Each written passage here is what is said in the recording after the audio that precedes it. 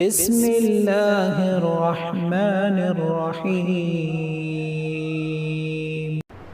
کہ ایک بندے مسلم کو اپنی زندگی کے اندر کس کردار اور عمل کا حامل ہونا چاہیے، اپنے رب اور اپنے رسول اور اپنے عقیدے، اپنے ایمان اور اس کے تقاضوں کے معاملے میں ایک مسلم کی سوچ اور فکر کیا ہونی چاہیے، اس کی ادائیگی میں ایک مسلم کے اندر کتنا استحکام اور کتنی استقامت ہونی چاہیے، اور یہ کہ پھر جب معاملہ اللہ کے حکم، اس کے دین کے حکم، اس کے نبی کی سنت اور حکم کے مقابلے میں آدمی کی اپنی خواہشات نفسانی کا، دنیا کے رسم و رواج کا، خاندان اور برادری کی رسم و رواج کا، کسی حکومت وقت کا معاملہ مقابل آ جائے، تو ایسے وقت میں ایک بندے مومن کے ایمان کا تقاضا کیا ہے، اس کو کیا کرنا چاہیے؟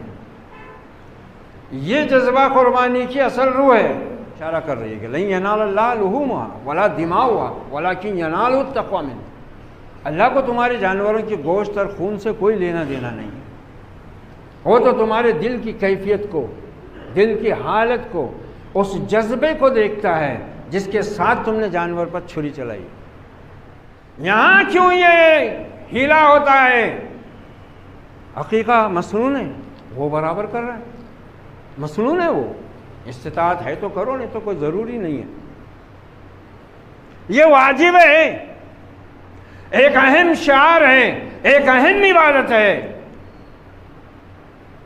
جو مومن کے دل میں اللہ کا خوف پیدا کرنے، ابراہیم خلیل اللہ، اسماعیل ذبیح اللہ کے جذبہ تسلیم اور رضا کو ابھارنے کا ذریعہ، مقصد اور سبب ہے۔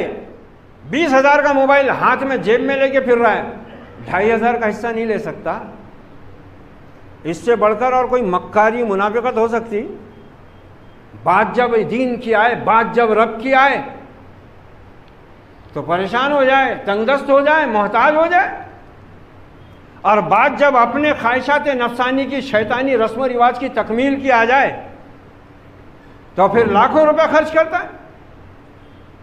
محترم خواتین و حضرات، یہ جو قربانی ہم دیتے ہیں یہ کس عظیم انسان کی سنت ہے، اور یہ مرتبہ، یہ مقام اللہ نے اپنے اس نبی اور اپنے اس مومن بندے کو، امام الموحدین ابو الانبیاء سیدنا ابراہیم خلیل اللہ علیہ الصلوۃ والسلام اتنی آزمائشوں کے بعد عطا کیا تھا۔ وَإِذِ ابْتَلَىٰ إِبْرَاهِيمَ رَبُّهُ بِكَلِمَاتٍ فَأَتَمَّهُنَّ، جب ابراہیم کو ان کے رب نے چند باتوں میں آزمایا اور وہ اس میں پورے اترے، تو پھر رب نے ان کے سر پر امامت کا تاج رکھا، انی جاعلک للناس اماما۔ پوری زندگی دعوت کے آغاز سے لے کر، جو بالکل عنفوان شباب سے شروع ہوئی تھی، بالکل نوخیز نوجوان تھے آپ، اس وقت آپ کو اللہ نے اس منصب پر فائز کیا اور آپ نے قوم کے سامنے توحید کی دعوت پیش کی، اور وہاں سے جو قربانیوں کا سلسلہ پھر شروع ہوا، آزمائشوں کا، ابتلا کا، امتحان کا، اور ہر ابتلا و امتحان میں مکمل طور سے سیدنا خلیل اللہ کامیاب ہوتے چلے گئے۔ یہ جو قربانی ہے یہ تو آپ کی زندگی کی بالکل آخری مرحلے پر پیش آئی تھی، جس کی یادگار سنت ہم ادا کرتے ہیں۔ تو میں نے گزشتہ ہفتے یہ بات بہت واضح طور سے آپ حضرات کے سامنے رکھی تھی کہ قربانی کا مقصد اور قربانی کی روح کیا ہے۔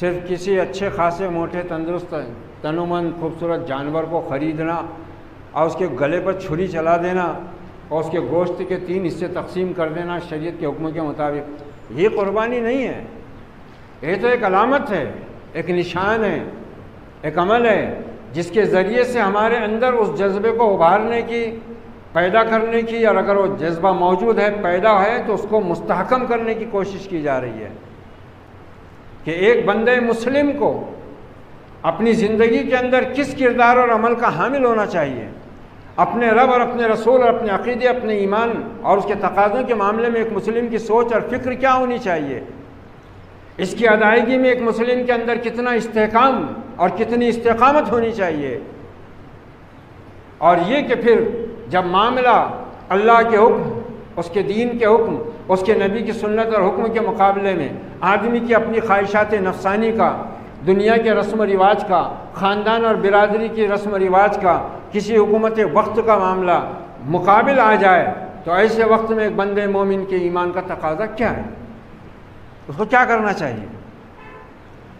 یہ جذبہ قربانی کی اصل روح ہے۔ یہ جو ہر جمعہ کے خطبے میں سورہ آل عمران کی آیت کریمہ پڑھی جاتی ہے، یا ایھا الذین آمنوا اتقوا اللہ حق تقاتہ ولا تموتن الا وانتم مسلمون، مومنو اللہ سے ڈرو جیسا کہ ڈرنے کا حق ہے، تمہیں موت نہ آئے مگر اس حال میں کہ تم مسلم ہو۔ سیدنا ابراہیم خلیل اللہ کے بارے میں قرآن مجید انہی الفاظ کا استعمال کرتا ہے، اور دوسرے الفاظ بھی استعمال کیے گئے ہیں، لیکن بطور خاص ان الفاظ کا استعمال ملتا ہے۔ حضرت ابراہیم صلی اللہ نے فرمایا اسلم، ابراہیم خلیل اللہ نے جواب دیا قال اسلمت لرب العالمین، ابراہیم تابع ہو، فرما بردار ہو، ہمارا تابع دار بن، ہمارا مسلم بن، ہمارے حوالے ہو۔ ابراہیم السلام نے وہی الفاظ کا استعمال کیا، اسلمت لرب العالمین، میں حوالے ہوتا ہوں سارے جہانوں کے پروردگار کی۔ اب پھر اس دعوے کی جانچ شروع ہوئی،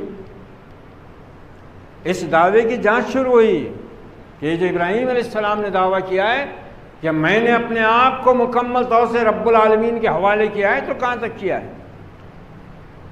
اسی جذبے کو، اسی ذکر کو ذہنوں میں تازہ کیا جاتا ہے۔ قربانی کے لیے جو دعا سکھائی گئی ہے اس میں سورہ انعام کی وہ آیت کریمہ رکھی گئی ہے، مستحب ہے اس کا پڑھنا۔ قل ان صلاتی و نسکی و محیایا و مماتی للہ رب العالمین لا شریک لہ وبذالک امرت وانا اول المسلمین۔ یہ آیت خود اس بات کی دلالت کر رہی ہے کہ قربانی کی روح کیا ہے۔ یہ سیدنا ابراہیم علیہ السلام کی اس عظیم سیرت و کردار کا پورا خلاصہ پیش کر رہی ہے آیت کریمہ۔ صحیح کہا علامہ نے کہ چومی گویم مسلمانم بلرزم کہ دانم مشکلات لا الہ را، اپنے آپ کو مسلم کہلوانا، مسلم باور کرنا، اپنے آپ کو اپنے ذام میں مسلم سمجھنا، یہ کوئی کھیل تو ہے نہیں، ہنسی مذاق تو نہیں ہے، کوئی دنیاوی فن یا کام تو نہیں ہے کہ آدمی نے کیا تو کیا اور نہ کیا تو کیا۔ چومی گویم مسلمانم بلرزم، جب میں یہ کہتا ہوں کہ میں مسلم ہوں تو میں لرزتا ہوں۔ کیوں؟ کیونکہ میں جانتا ہوں کہ دانم مشکلات لا الہ را، کہ اللہ کو ایک اپنا معبود ماننا اس دنیا میں کبھی بھی کسی دور میں کسی زمانے میں بھی تاریخ کے کسی بھی دور میں آسان کام نہیں رہا ہے، بلکہ یہ راہ ہی کٹھن ہے، یہ مشکلات سے، آزمائشوں سے، ابتلا و امتحان سے بھری بھی رہا ہے۔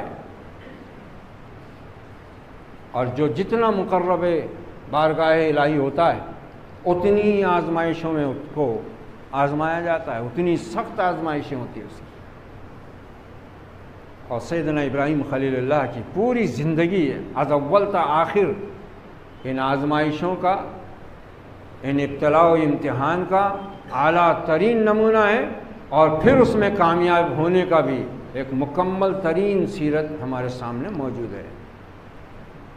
ہمارے لیے سیدنا ابراہیم علیہ السلام کو بھی اسوہ قرار دیا گیا ہے قرآن میں، جس طرح نبی کو ہمارے لیے اسوہ قرار دیا گیا ہے، لقد کان لکم فی رسول اللہ اسوۃ حسنہ، اسی طرح سیدنا خلیل اللہ کے بارے میں بھی یہی کہا گیا کہ تمہارے لیے ابراہیم اور اس پر ایمان لانے والوں میں اسوہ ہے۔ اب یہ اس کی اہمیت کو ہمارے دل اور دماغ پر طاری کرنے کے لیے اس سنت واجبہ کو، اس سنت ثابتہ کو صحیح طریقے پر، صحیح جذبے کے ساتھ، صحیح نیت کے ساتھ ادا کرنے کے لیے احکام دیے گئے ہیں۔ محض جانور کا ذبح کرنا اللہ کو مطلوب نہیں، جیسے کہ سورہ حج کی وہ آیت کریمہ واضح طور سے ہماری طرف اشارہ کر رہی ہے کہ لن ینال اللہ لحومها ولا دماؤها ولکن ینال التقوی منکم، اللہ کو تمہارے جانوروں کی گوشت اور خون سے کوئی لینا دینا نہیں ہے، وہ تو تمہارے دل کی کیفیت کو، دل کی حالت کو، اس جذبے کو دیکھتا ہے جس کے ساتھ تم نے جانور پر چھری چلائی۔ اس کے لیے، اس کی اہمیت کو اجاگر کرنے کے لیے، ذہنوں میں بٹھانے کے لیے مخصوص احکام دیے گئے ہیں جانور کے بارے میں بھی اور قربانی کے عمل کے بارے میں بھی، اس کی فضیلت بتائی گئی ہے۔ نبی اکرم صلی اللہ علیہ وسلم نے ابن عباس رضی اللہ عنہ کی روایت اور دیگر روایت سے معلوم ہوتا ہے کہ آپ نے مدینہ منورہ پہنچنے کے بعد 1 سال بھی قربانی ناغہ نہیں کی، مسلسل آپ قربانی کرتے رہے اور صحابہ کو اس پر ابھارتے رہے۔ ایک حسن لیکن غریب روایت ترمذی کی ہے کہ صحابہ اکرام نے آپ سے پوچھا یا رسول اللہ ان قربانیوں کا مقصد کیا ہے؟ ارشاد ہوا یہ تمہارے باپ ابراہیم کی سنت ہے۔ کہا اس کے بدلے ہمیں کیا ملے گا؟ کہا جانور کے ہر بال کے بدلے ایک نیکی۔ کہا اور بھیڑ کے اون کے بارے میں کیا خیال ہے؟ کہا اس کے بھی ہر اون کے بدلے ایک نیکی۔ گویا آپ نے صحابہ کو بھی ترغیب دی کہ یہ وہ سنت ہے جس کو ترک مت کرنا۔ اس لیے امام مالک اور دیگر بہت سے اہل علم یہاں تک کہتے ہیں کہ مسلمان اگر قرض لے کر قربانی کر سکتا ہے تو اس کو قرض لے کر قربانی کرنا چاہیے۔ اور ہمارے ذہن بنے ہوئے بنیوں والے، جس طرح ہم حکومت کے ٹیکس سے بچنے کے لیے چالے چلتے ہیں، ایسے یہاں پر بھی ہماری مکاریاں اور ہیلا سازیاں اپنا کام بتاتی ہیں۔ قربانی حالات اچھے نہیں ہیں۔ تیری حالت 2 مہینے پہلے اتنی زبردست تھی کہ بیٹی کے نکاح میں جو کھانا دینے کی ضرورت نہیں تھی، جو ظلم کا کھانا تھا، اس میں تو نے 2 کنٹل کھانا تیار کیا، 2 جانور ذبح کیا۔ تیرے پاس، تیرے بیٹے کے پاس، تیرے چھوٹے بیٹے کے پاس، منجلے بیٹے کے پاس، تیری دونوں بیٹیوں کے پاس 20-20 ہزار کا موبائل ہے۔ 5 موبائل میں 3 مہینے کا جو ریچارج مارا جاتا ہے، بیلنس ڈالا جاتا ہے 400 کا، 5 چوک 20، 2000 روپے۔ بیمار کہاں ہو رہا ہے؟ اس کو روگ کہاں پیدا ہو رہا ہے؟ جب بات دین کی، شریعت کی، رب کی اطاعت کی، رسول کی سنت کی ادائیگی کی آتی ہے، وہاں پر یہ مجبور ہے، بے بس ہے، پریشان حال ہے، مقروض ہے، قرض میں ڈوبا ہوا ہے۔ لیکن جب بات برادری کی، خاندان کی، بیویوں کو خوش کرنے کی، خاندان والوں کو خوش کرنے کی، شادی نکاح میں دل کے ارمان پورے کرنے کی آتی ہے، حلال حرام سے پوری طرح بے نیاز ہو کر، اللہ کے خوف سے پوری طرح عاری اور خالی ہو کر، ہر قسم کا خرچہ ہوتا ہے، روگ یہاں آتا ہے۔ نہیں، ہماری کنڈیشن نہیں ہے۔ کیوں نہیں ہے کنڈیشن؟ جانور بہت مہنگا ہے۔ یہ جانور ولیمے میں، نکاح میں کیسا سستا ہو گیا تھا؟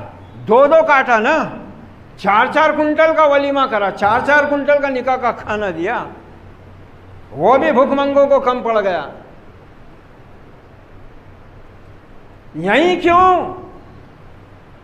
یہاں کیوں یہ ہیلا ہوتا ہے؟ عقیقہ مصنون ہے، وہ برابر کر رہا ہے، مصنون ہے، وہ استطاعت ہے تو کرو، نہیں تو کوئی ضروری نہیں ہے۔ یہ واجب ہے، ایک اہم شعار ہے، ایک اہم عبادت ہے جو مومن کے دل میں اللہ کا خوف پیدا کرنے، ابراہیم خلیل اللہ، اسماعیل ذبیح اللہ کے جذبہ تسلیم اور رضا کو ابھارنے کا ذریعہ، مقصد اور سبب ہے۔ یہاں پر بہانہ بناتا ہے۔ اچھے دیندار بہانہ کر جاتے ہیں، نہیں وہ ہم صاحب نصاب نہیں ہیں، ہمارے پاس 5.5 تولے سونا اور 52.5 تولے چاندی نہیں ہے، ہم پہ زکوٰۃ نہیں ہے تو ہم پہ قربانی بھی نہیں ہے۔ جبکہ جمہور اہل علم اس بات کو کہتے لکھتے آئے ہیں کہ اس قربانی کے لیے اگر کوئی ہیلا بہانہ کرے تو بڑی خطرناک وعید، بہت سخت غصے کا اظہار محمد الرسول اللہ صلی اللہ علیہ وسلم فرما رہے ہیں۔ ابو ہریرہ رضی اللہ عنہ راوی ہیں، سنن ابن ماجہ اور مسند احمد کی روایت، کہ آپ صلی اللہ علیہ وسلم نے انتہائی سخت الفاظ میں یہ فرمایا کہ جو قربانی کی استطاعت رکھتا ہو اور پھر قربانی نہ دے، وہ ہماری عیدگاہ میں ہی نہ آئے، ہماری عیدگاہ میں نہ آئے ہو۔ اور میں نے بتایا کہ جمہور علماء کے نزدیک استطاعت کیا مطلب ہے کہ جو شخص قرض لے کر قربانی کر سکتا ہے، یعنی اس کے اندر اتنی استطاعت ہے کہ وہ قرض اگر لے گا تو قرض کی ادائیگی کا اس کو آگے سہولت مہیا ہونے والی ہے، اس کے کاروبار ہیں، تو وہ قربانی کریں۔ 20,000 کا موبائل ہاتھ میں جیب میں لے کے پھر رہا ہے، 2,500 کا حصہ نہیں لے سکتا، اس سے بڑھ کر اور کوئی مکاری منافقت ہو سکتی؟ بات جب دین کی آئے، بات جب رب کی آئے تو پریشان ہو جائے، تنگ دست ہو جائے، محتاج ہو جائے، اور بات جب اپنے خواہشات نفسانی کی شیطانی رسم و رواج کی تکمیل کی آ جائے تو پھر لاکھوں روپے خرچ کرتا ہے۔ نہیں بھی حالات اچھے نہیں ہو رہے، حالات اچھے نہیں ہیں۔ 25,000 کا 30,000 کا موبائل ابھی 2 مہینے پہلے 15,000 کا تھا، اس کو بیچا، نیا آیا تو اس کو لیا اور 10,000 ڈال کے، 2,500 قربانی کے حصے کے نہیں نکل رہے ہیں۔ ایسے شخص کے ایمان کو خطرہ ہے۔ محمد الرسول اللہ صلی اللہ علیہ وسلم تو اس کو اپنی عیدگاہ میں آنے سے روک رہے ہیں۔ اس کا مطلب کیا ہوا؟ اس کا مطلب کیا ہوا؟ سیدھا حکم دے رہے ہیں آپ، ناگواری کے ساتھ غصے کے عالم میں آپ نے فرمایا کہ جو قربانی کی استطاعت رکھتا ہے اور اس کے بعد قربانی نہیں کرتا وہ ہماری عیدگاہ میں نہ آئے۔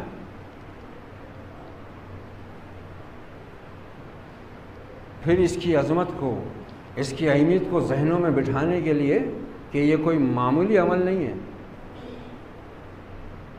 یہ یوم النحر کا 10 ذی الحجہ کا یہ خون بہانے کا عمل، یہ اس دن کا اللہ کو سب سے پسندیدہ عمل ہے بندے کا، سب سے پسندیدہ۔ تو یہ بہانے نہ کریں ہم کہ بھئی ابھی ہمارے حالات ٹھیک نہیں ہیں۔ آدمی اگر اپنے پورے گھر کی طرف سے قربانی کی استطاعت نہیں رکھتا تو اپنا حصہ تو لے سکتا ہے نا۔ پھر ایک عجیب قسم کی بیماری ہمارے معاشرے میں ہے، بہت سے احمق وہ ہیں جن کو شریعت کا تو پتہ نہیں مگر شریعت کو بگاڑنے کے کام ان کو سب آتے ہیں۔ وہ کیا کرتے ہیں؟ ایک بکرا لیتے ہیں اور وہ بھی محمد الرسول اللہ صلی اللہ علیہ وسلم کے نام سے قربان کرتے ہیں۔ ارے بیوقوف، نبی کے نام سے قربانی دینے کا حکم کس نے دیا؟ آپ نے صرف اپنے داماد اور اپنے چچا زاد بھائی سیدنا علی رضی اللہ عنہ سے کہا تھا کہ علی میرے انتقال کے بعد میری طرف سے تم قربانی دیتے رہنا۔ صحابہ سے، امت سے تھوڑی کہا تھا آپ نے، رشتے کے حساب سے آپ نے اپنے داماد اور اپنے چچا زاد بھائی کو کہا تھا، بس امت سے تھوڑی کہا تھا۔ اور ہماری قربانی کی ضرورت ہے نبی صلی اللہ علیہ وسلم کو؟ نبی اکرم صلی اللہ علیہ وسلم کو قربان کے لیے قربانی کرنے کی ہماری اوقات ہے کیا؟ ہم اس قابل ہیں؟ وہ ایک بکرا لیتا، وہ بھی نبی صلی اللہ علیہ وسلم کے نام سے، اور ایسا سمجھتا ہے کہ میں نے بہت بڑا حق ادا کر دیا، نبی کا بھی، دین کا بھی، اللہ کا بھی، اب میرے کو بہت ثواب مل جائے گا، میرے گھر والوں کو بھی مل جائے گا ثواب، اب ضرورت نہیں ہے نہ نماز، نہ روزہ، نہ زکوٰۃ، نہ حلال حرام کی تمیز سے کمائی، کچھ نہیں ہے، بس یہاں چل رہی ہے چھری۔ جبکہ اس جانور کے حلق پر چلنے سے پہلے چھری کو ہر اس بات پر چل جانا چاہیے جو ایمان، دین اور اللہ اس کے رسول کے حکم کے خلاف ہو، تو قربانی ہے، وہ قربانی ہے۔ حرام مال سے تو صاف حکم ہے کہ اللہ تعالیٰ کوئی عبادت قبول، حرام مال سے کوئی عبادت تو کیا، جس کے معدے میں حرام مال اترا ہوا ہے اس کی کوئی عبادت قبول نہیں ہوتی، اور اگر وہ حرام مال سے کوئی صدقہ خیرات کرتا ہے، حج وغیرہ عمرہ وغیرہ کرتا ہے تو یہ اس کے منہ پہ مار دیا جاتا ہے، وہ تو قبول ہی نہیں ہوتا نا۔ پھر اس عمل میں اخلاص شرط ہے، ہر عمل میں، انما الاعمال بالنیات، سارے اعمال کا دار و مدار اخلاص نیت پر ہے۔ ہم دیکھتے ہیں کہ معاشرے میں یہ دکھاوے کا سبب ہو گیا ہے اور کچھ لوگوں کے لیے تجارت کا ذریعہ بن گیا ہے۔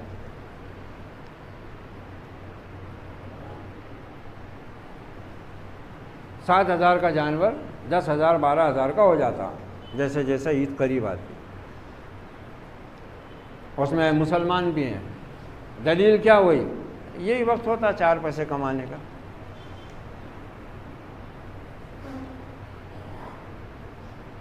یہ تو وقت ہے 4 پیسے کمانے۔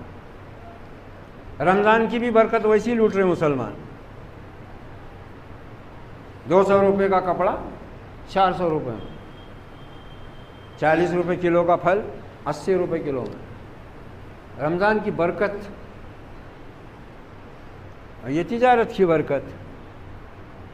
جبکہ ہونا کیا چاہیے؟ حکم کیا ملا ہوا ہے؟ تعاونوا علی البر والتقوی، نیکی پرہیزگاری کے کاموں میں ایک دوسرے کے مددگار بنو، مددگار بنو ایک دوسرے کے۔ کوئی نیکی کے کام میں اگر کسی کی مدد کر سکتے ہو، جیسی بھی انداز سے کر سکتے ہو کرو۔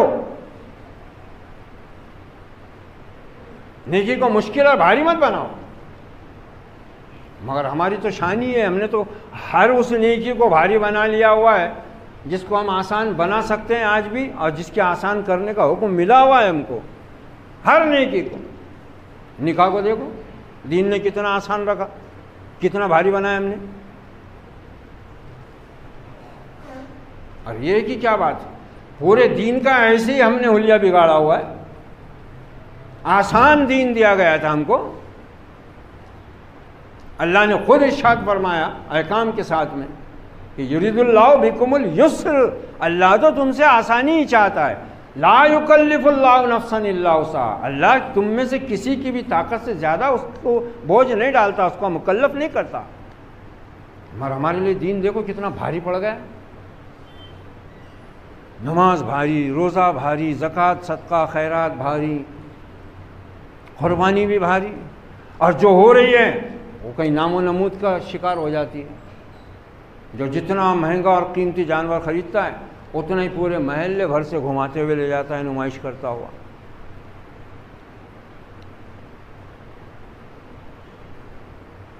عجیب حالت ہوتی ہے، یہاں تک کہ بہت سے تو جس دن قربان ہوتا ہے جانور، ذبح ہوتا ہے، تو قصابوں سے بھی اپنی تعریف سننے کے منتظر رہتے ہیں، اور ایسے ان سے سوال کرتے ہیں کیوں، کیسا ہے جانور؟ اب ان کا تو پیشہ یہ، وہ بولتے ہیں گاؤں میں یہ پہلا ہے بولے اتنا، حالانکہ ویسا پہلے کتنے ہی ہو جاتے ہو گاؤں میں۔ اب انہیں بھی خوش، ارے جا ذرا چائے بول۔ کیا ہے یہ؟ نیت پہ حملہ نہیں کر رہا ہوں میں، یہ حقیقت ہے، یہ عبادت ہے۔ یہ یہاں اپنی تانا شاہی، اپنی خود مختاری، اپنی پسند ناپسند، اپنی ذاتی خیال کی اہمیت نہیں ہے۔ عبادت میں کلی طور سے اللہ اس کے رسول کے آگے حوالے ہونا پڑتا، تبھی جا کے وہ عبادت قبول ہوتی ہے۔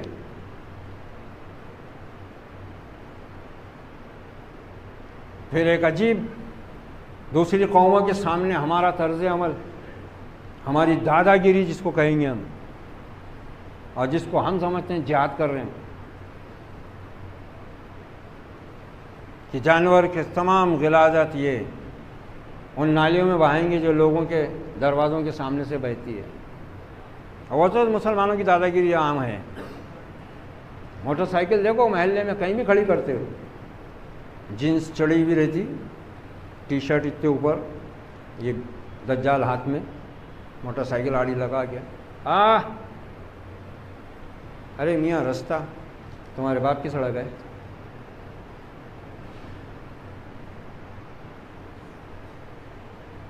ٹرک ہے، کوئی گاڑی ہے، ان کو اس کی کوئی پرواہ نہیں کہ دوسروں کو آنے جانے میں تکلیف ہوں گی، یہ کچھ نہیں، لگاؤ کہیں، اپنا محل ہے، اپنا روڈ ہے، اپنی گلی ہے۔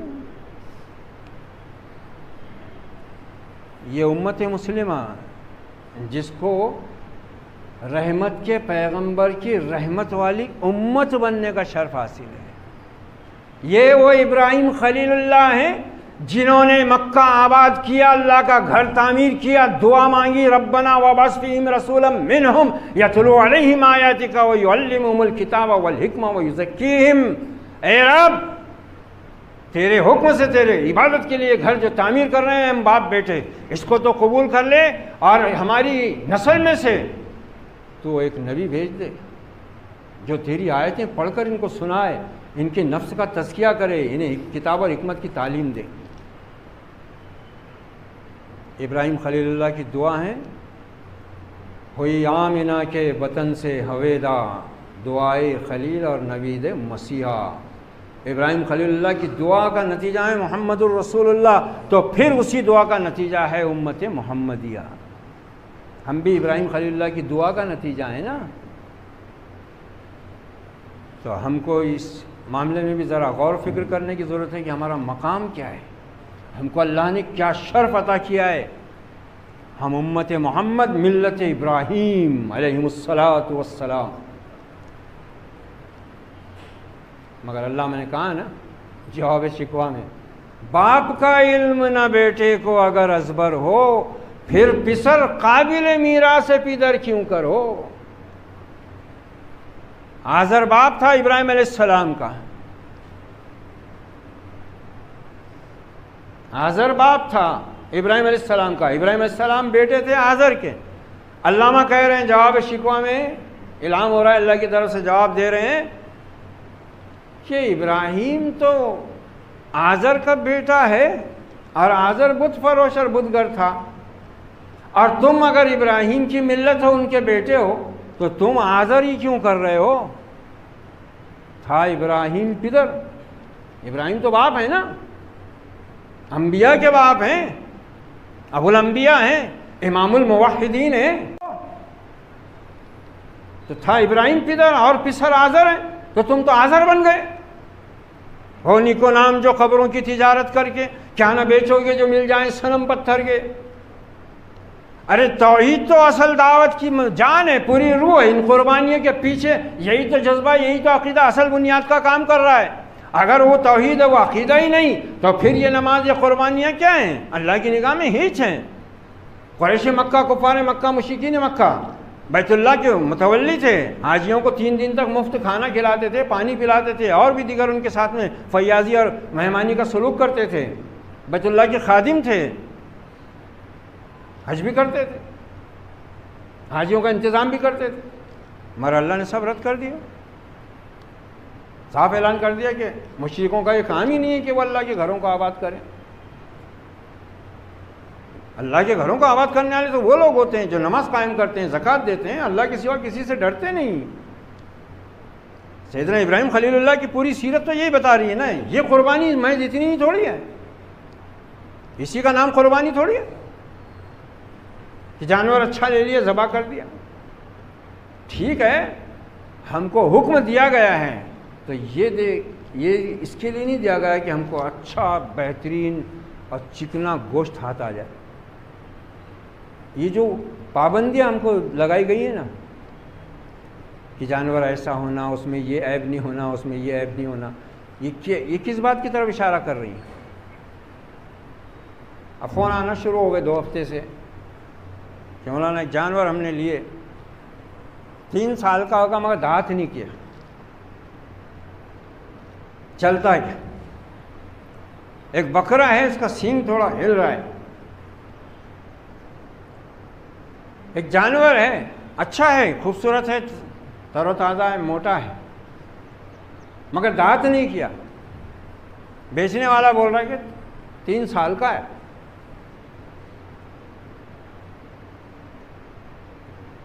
اب بیچنے والا بھی لالچی، لینے والے کو بھی جانور تیار دکھ رہا ہے، اس کے تو 3 مہینے سے اس کا پلان 3 مہینے کا بن گیا، جانور دیکھ کے ادھر کے کباب، ادھر کے ابالے ہوئے کباب بنا کے رکھ لیں گے، 6 مہینے کی بے فکری،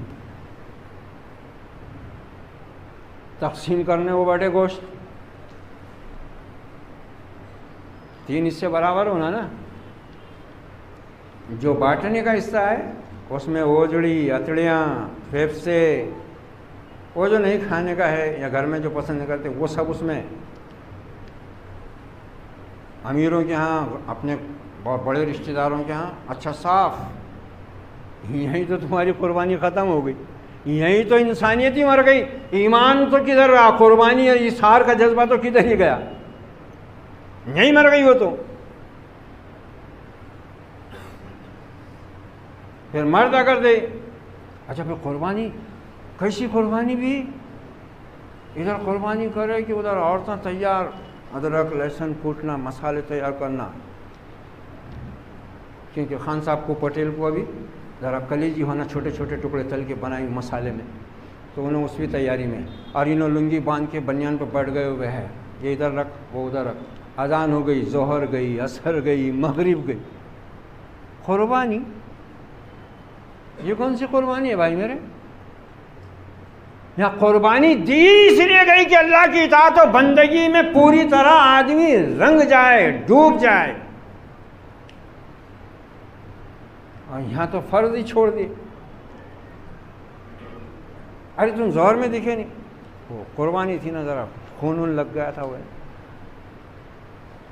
عصر میں وہ سب الگ حصے اس سے بانٹ رہے تھے، مغرب میں تھکن ہو گئی، ذرا زیادہ آگا بولے کھانے میں بنانے لگا دیا تھا، بولے گردہ کلیجی تھوڑا کھانے میں زیادہ آگا، گیسز تراز دے رہے تھے، اس سے نہیں آیا۔ انا للہ و انا الیہ راجعون۔ تو نے قربانی کیوں رہا کہ پکنک منایا اللہ کے بندے؟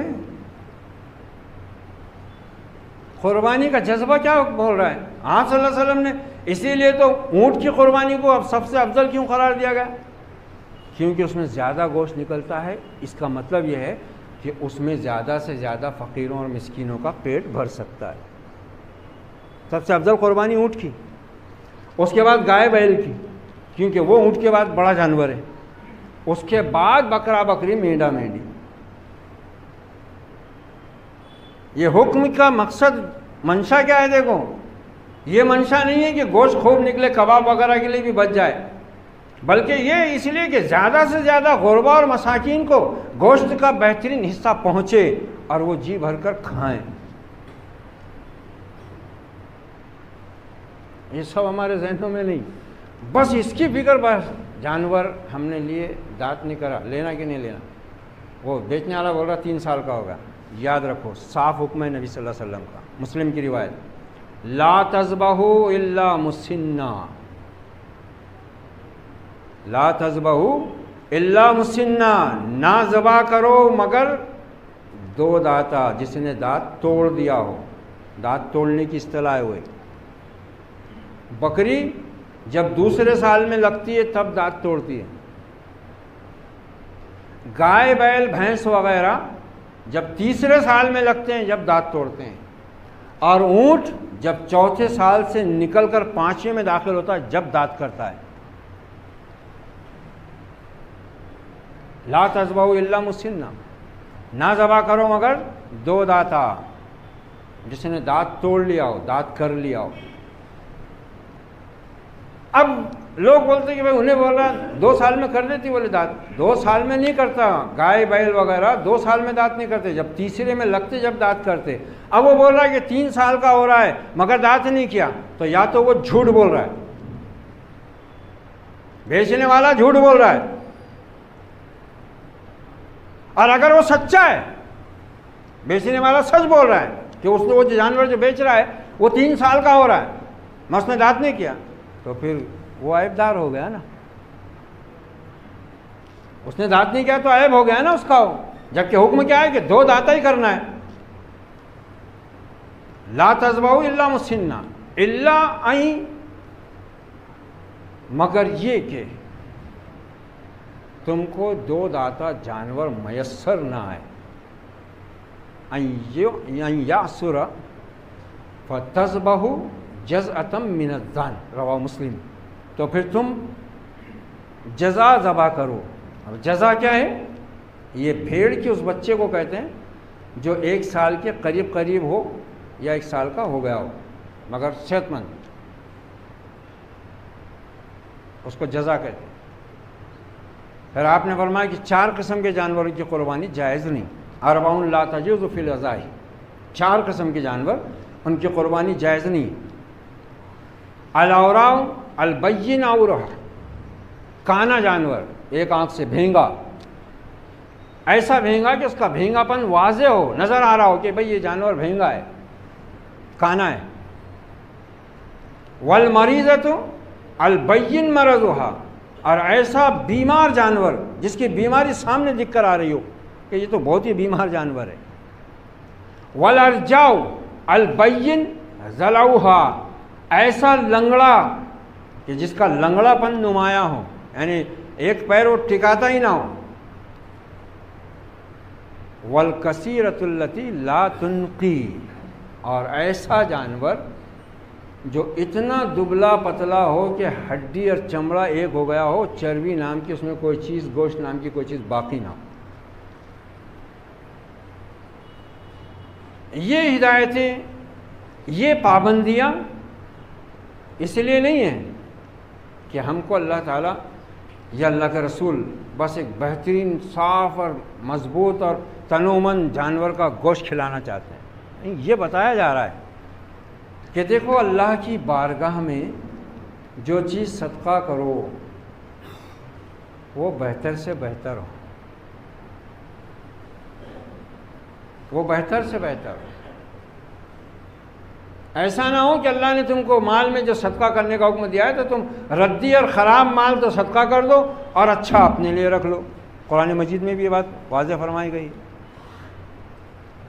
کہ اگر تم کو کوئی ایسا برا مال دے تو تم نظر انداز نہ کرو اس کو، بلکہ تم تو پوری طرح بیدار ہو کر اس کی خرابی کو سامنے رکھ کر کہو کہ یہ تو برا ہے، خراب ہے. اور پھر یہ کہ آدمی کے اندر اللہ کی اطاعت کا وہ جذبہ بیدار ہو جو ابراہیم خلیل اللہ، اسماعیل ذبیح اللہ نے اس سنت کی ادائیگی کے وقت دنیا کے سامنے پیش کیا. قال انی ذاہب الی ربی سیہدین، جب کہا ابراہیم علیہ السلام نے کہ میں اپنے رب کی طرف جاتا ہوں، وہی میری رہنمائی فرمائے گا. ربی حب لی من الصالحین، اے میرے پروردگار نیک اولاد عطا کر. معلوم ہوا ایک مسلمان کو صرف اولاد کی دعا نہیں کرنا چاہیے بلکہ نیک اولاد مانگنی چاہیے، نیک اولاد طلب کرنا چاہیے اللہ سے. مگر ہم کو ان سب چیزوں سے کوئی واسطہ نہیں ہے. سیدنا ابراہیم خلیل اللہ، اسماعیل ذبیح اللہ کی سیرت میں یہ ساری چیزیں ہم کو ملتی ہیں. ربی حب لی من الصالحین، دعا مانگی اولاد کی، قید لگا کر، شرط لگا کر اولاد دینا مگر نیک. وبشرناہ بغلام حلیم، تو پھر ہم نے بھی ابراہیم کو اس کی دعا کے نتیجے میں ایک انتہائی حلیم اور بردبار لڑکے کی بشارت دے دی.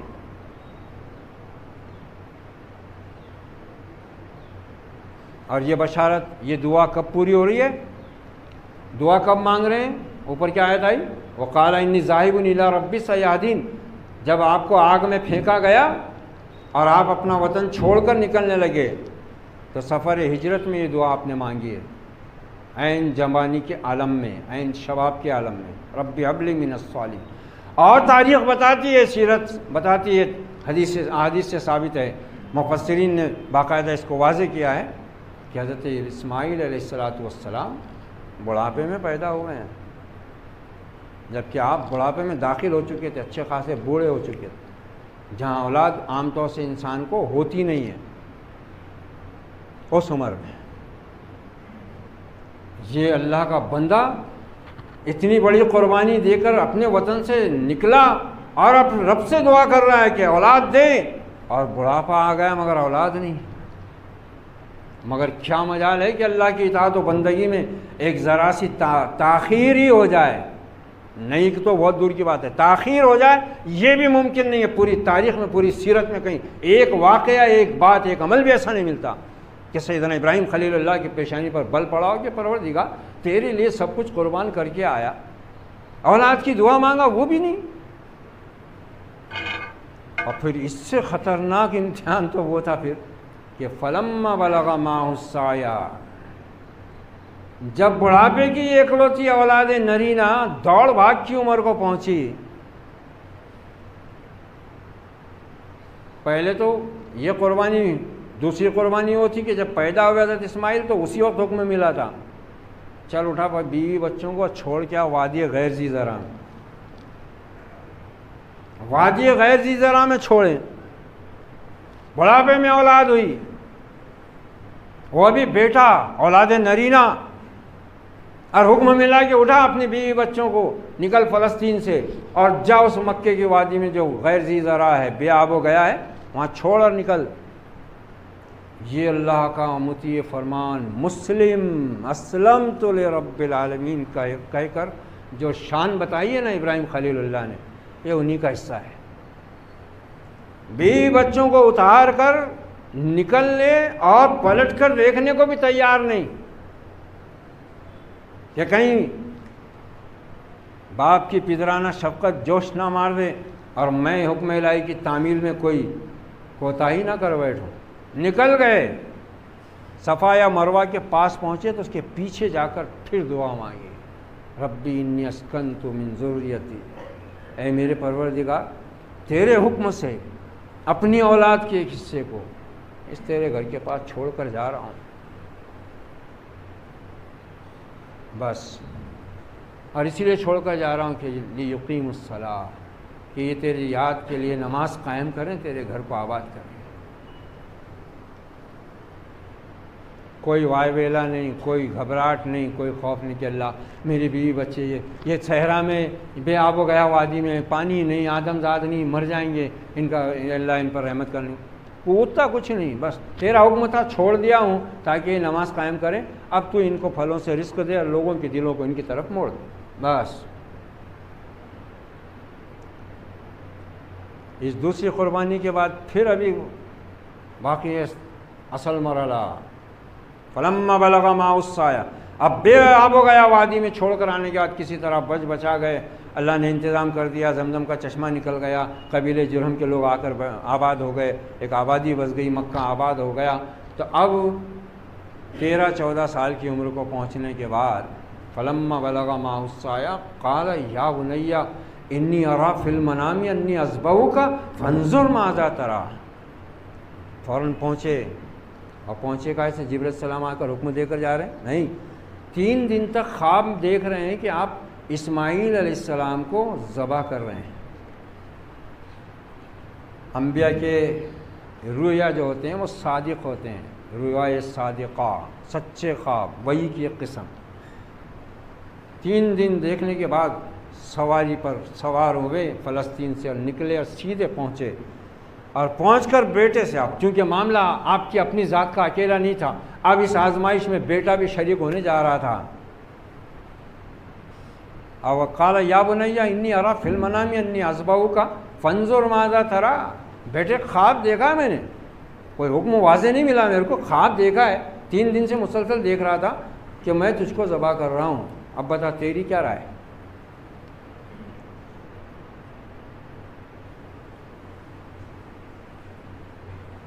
نہ بیٹا مشورہ لیتا ہے آج، نہ باپ مشورہ لیتا ہے، سب اپنی اپنی مرضی کے مالک بنے ہوئے، گھروں میں جھگڑے یہی ہیں بڈھا بڈھیوں کے ساتھ میں، ارے وہ ہر بات کیا ان سے پوچھ کے کریں گے کیا؟ ہماری اپنی کچھ زندگی، ہمارے اپنے کچھ پرسنل لائف ہے کہ نہیں؟ یہ ہم ہے ہی نہیں، وہ ہمارے کو لینا دینا ہی نہیں ان چیزوں سے۔ یہاں ابراہیم خلیل اللہ ہیں، حکم الہی آ رہا ہے، اپنے فرزند سے مشورہ کر رہے ہیں، بول رہے ہیں فانظر ماذا تری، بول تیرا کیا خیال ہے؟ قال یا ابت افعل ما تؤمر ستجدنی ان شاء اللہ من الصابرین، یہ اسماعیل ذبیح اللہ ہیں، ابراہیم خلیل اللہ کی دعا کا نتیجہ ہیں، ہاجرہ علیہ السلام کی گود میں پلے ہوئے ہیں، جو اپنے شوہر نامدار کے پیچھے دوڑتی جا رہی تھی، جب اسماعیل ذبیح اللہ کو بچپن میں شیر خارگی کے عالم میں چھوڑ کر آپ نکل رہے تھے مکہ کی بے آب و گیا وادی میں، تو حضرت ہاجرہ دوڑ رہی ہے پیچھے پیچھے، ابو اسماعیل کہ جا رہے ہو کیا ہم کو چھوڑ کر؟ یہاں بغیر رکے، بغیر پلٹے، بغیر مڑے جواب دے رہے ہیں ہاں۔ ان کی سمجھ میں نہیں آ رہا کہ کیوں بڑھاپے میں اللہ نے اتنا چاند سا بیٹا دیا ہے، اور اس وقت تو نظروں سے اوجھل نہیں ہونے دینا تھا، یہ ہم کو ایسی موت کی وادی میں چھوڑ کر جا رہے ہیں۔ پھر دوڑی، کہا کہ ابو اسماعیل کیا ہم کو یہاں چھوڑ کر جا رہے ہو؟ اشارہ کیا ہاں، پھر ٹھٹکی. ایک پیغمبر، جلیل القدر پیغمبر، ابو الانبیاء کی بیوی، امام الموحدین کی زوجہ، اور اسماعیل ذبیح اللہ کی ماں. وہ کوئی فنکشن ہالوں میں پھرنے والی، آب برقعے میں ڈولنے والی عورت تو تھی نہیں. شاپنگ کرنے والی، مال میں جا کر اپنی شاپنگ کرنے والی تو تھی نہیں. وہ اس کے ہسبینڈ نے اس کو لا کر سیلری دی نہیں تھی، وہ شاپنگ کرتی نہیں تھی. وہ تو بس اطاعت گزار تھی اپنے رب کی، فرما بردار تھی اپنے شوہر کی. ٹھٹک گئی، کہا کیا یہ اللہ کا حکم ہے؟ کہا ہاں. کہا تو پھر بے فکر جائیے، اللہ میں ضائع نہیں کرے گا. یہ اس عورت کی اتنا بھی تو ایمان ہمارے اندر موجود نہیں ہے. توکل علی اللہ کی یہ کیفیت ہمارے اندر ہے کیا؟ بے فکر جائیے، اللہ ہمیں ضائع نہیں کرے گا. اس کا بیٹا، یہ اس ماں کا بیٹا تھوڑی تھا جو ٹی وی دیکھتے دیکھتے بچے کو دودھ پلا رہی ہے. یہ اس ماں کا بیٹا تھوڑی تھا جو اپنے شوہر کی حرام کمائی پر سونے میں لال پیلی ہو کر موج کر رہی ہے. یہ تو اس ماں کا بیٹا تھا بھائی، جس کا اللہ پر بھروسہ بھی اتنا خطرناک تھا کہ اپنے شوہر کو الٹا تسلی دے رہی کہ پھر اللہ کا حکم ہے تو آپ فکر نہیں کرنا ہماری، اللہ ہمارا وکیل، ہمارا ولی، ہمارا کارساز، ہمارا مولا ہے. اس کا بیٹا تھا. پھر پیغمبر نے دعا مانگی تھی تو یہ نہیں مانگی تھی کہ میرے بہت پلاٹ کھیت کھلیان ہے پروردگار، لڑکیاں ہی لڑکیاں ہو رہی ہیں، 6 ہو گئی 7 ہو گئی، ایک بیٹا دے دے وارث. حرام خور، بدماش، نکما. اب ظاہری بات ہے نیک اولاد نہیں مانگتے تو یہی مانگ رہے ہوں گے نا پھر، اور وہی نکلتے ہو. وہ بولتے بھی نا کہ ایک انڈا وہ بھی گندا. ویسے بہت سے ہیں مسلمانوں میں. یہاں تو حکم ہو، یہاں تو دعا ہی مانگ رہے ہیں، ربی ابلی من الصالحین، میرے پروردگار نیک اولاد دے رہا ہے تو. اب آزمائش. ابراہیم خلیل اللہ یہ بھی جانچ رہے ہیں کہ میں نے دعا مانگی تھی اولاد کی نہیں، نیک اولاد کی. دعا پوری طرح قبول ہوئی کہ نہیں؟ اولاد تو ملی مگر نیک ملی کہ نہیں؟ کہ اگر میرا بیٹا نیک ہوگا تو رب کی اطاعت میں میرا حامی. یہی تو مومن کی شان ہوتی ہے، یہی مسلم کی پہچان ہوتی ہے. قال یا ابت افعل ما تؤمر. ابا جان مشورہ کیسا، خیال کیا پوچھتے ہو؟ رب کا حکم ہے تو میں بھی اس کا بندہ، آپ بھی اس کے بندے، میں تیار. کر گزریے نا جو کچھ رب کا حکم ہے کر ڈالیے. اچھا باپ بیٹے محلے والوں کو پڑوسیوں کو سنانے کو بات چیت کر لیے کیا؟ نہیں. قرآن نے بہت اتنا نقشہ کھینچا ہے اللہ نے فخر کے ساتھ. سورہ صافات اٹھا کر دیکھو، آیت نمبر 99 سے آیت نمبر 111 تک.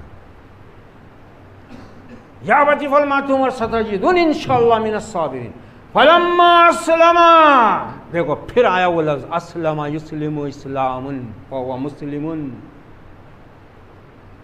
پس جب وہ دونوں اپنے رب کے حکم کے آگے جھک گئے، اپنے رب کے اطاعت میں آگے بڑھ گئے، اطاعت اور تعمیل کے لیے وہ تیار ہو گئے جذبہ تسلیم و رضا کے ساتھ.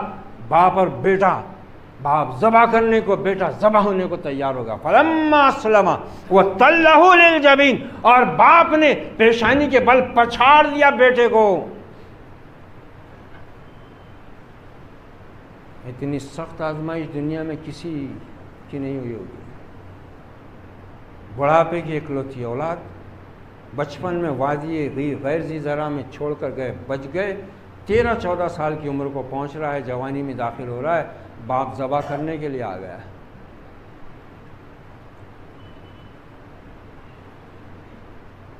اس سے ہم کو کوئی لینا دینا نہیں. ہم قصے کہانی کے طور پر سنتے ہیں، مزہ لیتے ہیں، اور پھر وہ بھی اس کو بھی صحیح نہیں رکھا گیا. اب اس میں تو پھر جو ممبروں اور مسلوں پر لمبے جبے اور سرمے والی آنکھ جو ہے وہ ایسے بیان کرتی ہے کہ بس ابراہیم علیہ السلام نے آنکھوں پہ پٹی باندھ لی، بیٹے کو اوندھا لٹا دیا، حلق پہ چھری رکھ دی، چلا رہے ہیں مگر چل نہیں رہی ہے، گردن پیتل کی ہو گئی، چھری کند ہو گئی. پھر فتویٰ نکلتا ہے، بڑی تحقیق، ریسرچ. آج تو ہر مسلمان ریسرچ فاؤنڈیشن ہی بنا ہوا ہے یہ دجال کی وجہ سے.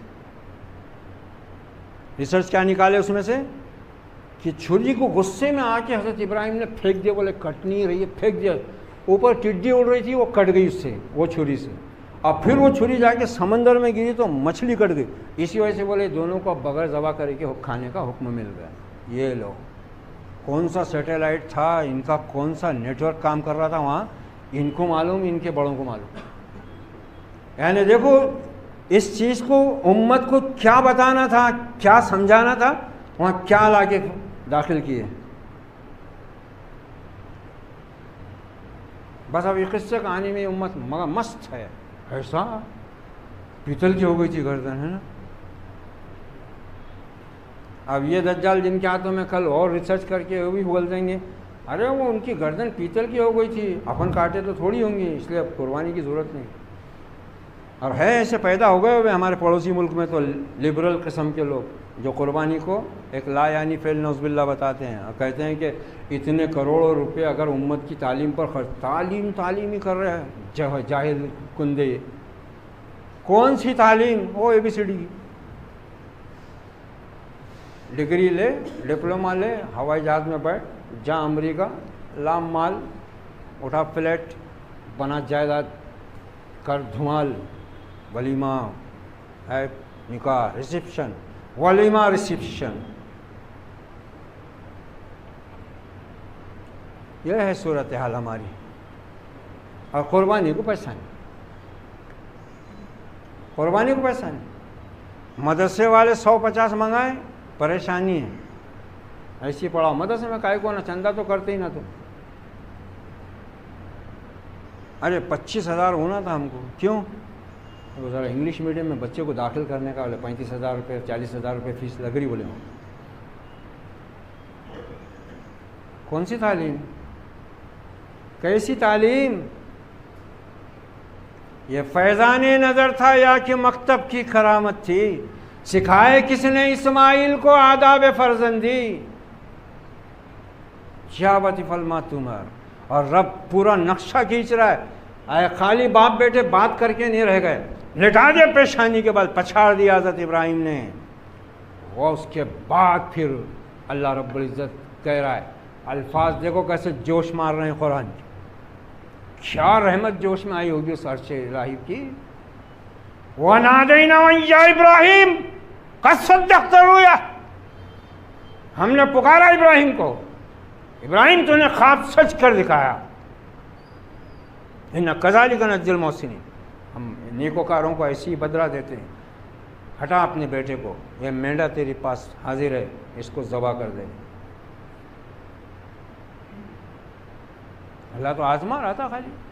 اللہ اولاد اس لیے تھوڑی نہ دیتا ہے کہ ہم اس کو ذبح کریں, لیکن ہم تو اپنی اولادوں کو ذبح کر رہے ہیں. ایسے ذبح نہیں کر رہے, لیکن اس طرح ذبح کر رہے ہیں کہ اعلیٰ تعلیم کے نام پر ان کے دل اور دماغ کو عیسائی بنا کر, محض کمانے کی ایک مشین بنا کر اپنی اور ان کی آخرت برباد کرنے میں لگے ہوئے ہیں.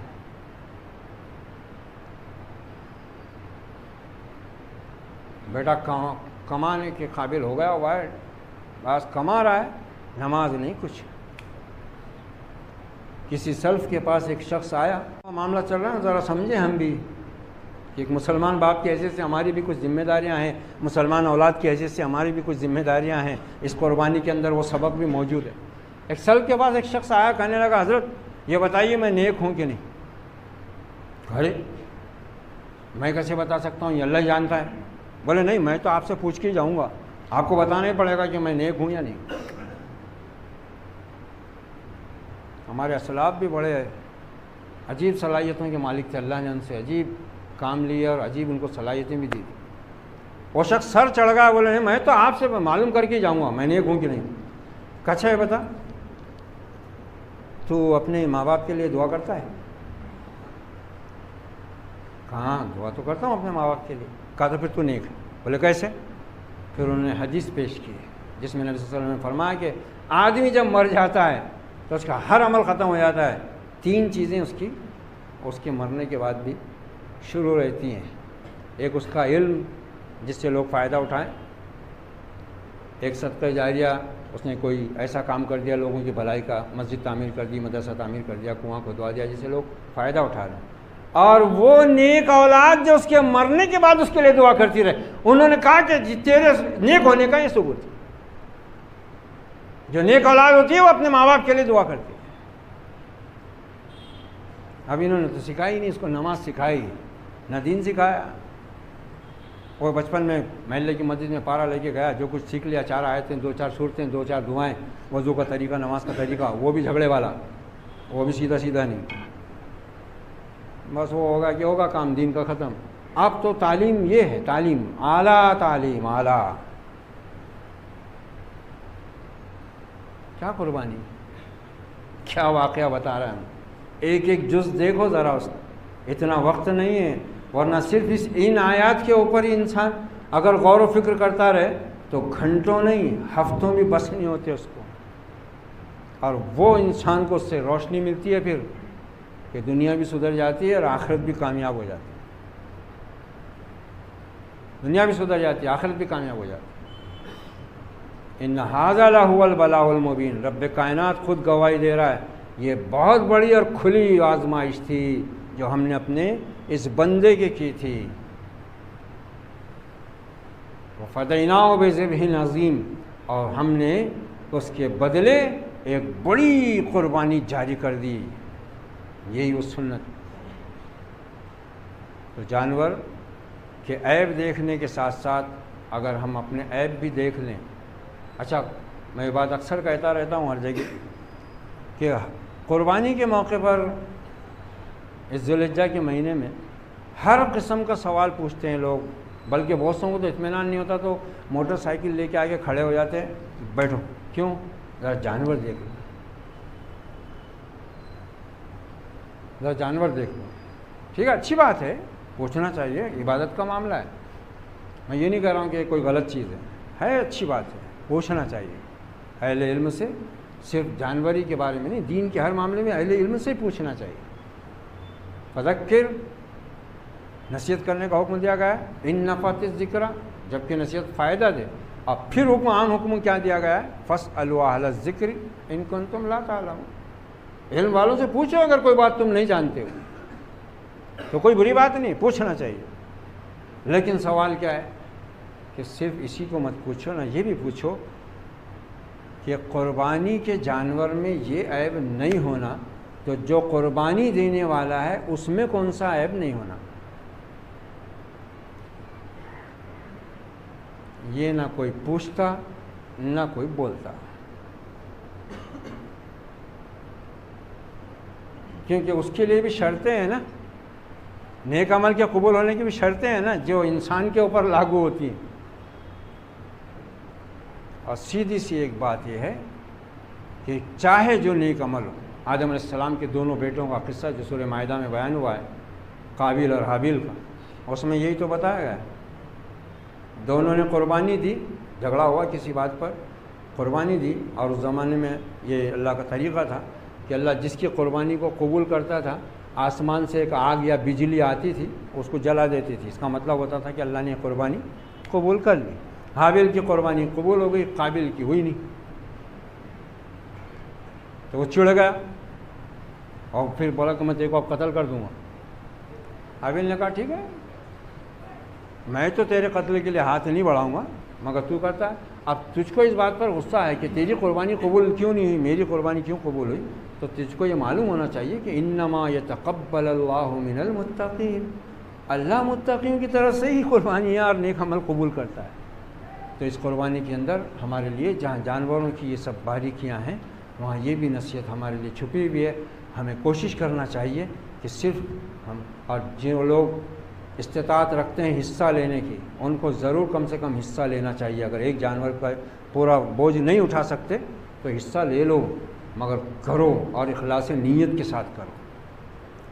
بکرا بکری میں، مینڈا مینڈی میں حدیث کے مطابق ایک پورے گھر والوں کی طرف سے بھی ہو جاتا. ایک پورے گھر والوں سے مراد وہ جو 5 بھائیوں کا کنبہ ہے وہ نہیں.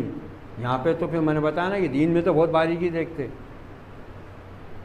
ولیمے میں تو سب خاندان والے بولتے ہیں نہیں اپنے خاندان کچھ 2 کنٹل لگے گا، پھر دوسرے کہاں جائیں گے، 3 جانور کو لینا پڑے گا. اور یہاں پہ کیا ہوتے ارے مولانا نے بولے ایک بکرا پورے گھر والوں کی طرف سے ہو جاتا. اچھا سب کے، اچھا تو 100 دے دے، میں 200، اس کے 300، اس کے 400. مولانا نے بولے، مولانا اس وقت میں بہت ذہن میں رہتے، تیار رہتے. مولانا نے بولے ایک گھر سے مراد ہے میاں بیوی اور ان کے بچے، پورا خاندان کنبہ نہیں۔ اونٹ میں 10 آدمی شریک ہو سکتے ہیں، ایک روایت میں 7 کا ذکر ہے، ایک میں 10 کا ذکر ہے۔ اہل علم نے اس کی وضاحت یوں کر دی ہے کہ 7 آدمی کی شرط اونٹ میں ان کے لیے ہے جو حج اور عمرے میں قربانی دے رہے ہیں۔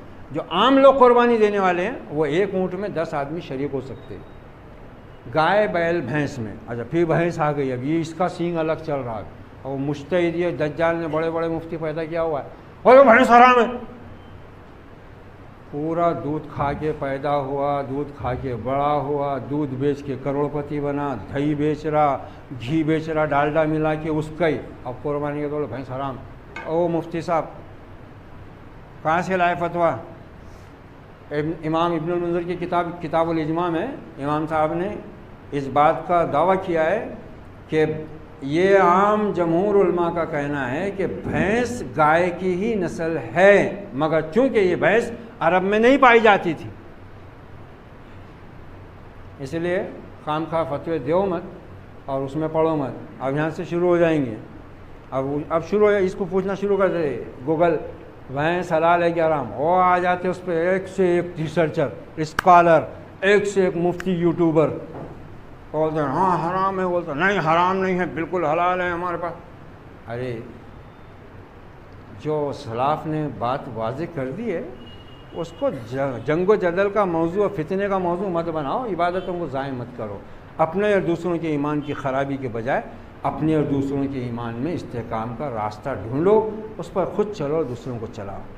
اللہ ہم سب کو اس آنے والی ماہ ذی الحجہ کی برکتوں سے، اس کے عشرے کی فضیلتوں سے، اور اس میں ہونے والے اس عظیم عمل قربانی کے اس عمل سے ہمارے اندر جذبہ تسلیم و رضا کا وہی خون دوڑا دے، وہی حرارت ایمانی ہمارے دل و دماغ میں بھر دے جو اس نے اپنے خلیل اور اپنے ذبی سیدنا ابراہیم اور سیدنا اسماعیل علیہ السلام کے اندر رکھی تھی، اور جو اپنے نیکوکاروں کو اس نے توفیق بخشی تھی۔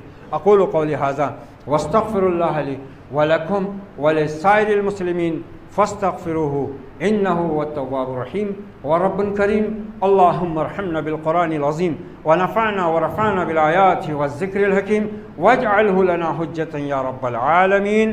وصلی اللہ علی النبی وعلی آلہ واصحابہ اجمعین والعاقبۃ للمتقین۔ والسلام علیکم ورحمۃ اللہ وبرکاتہ۔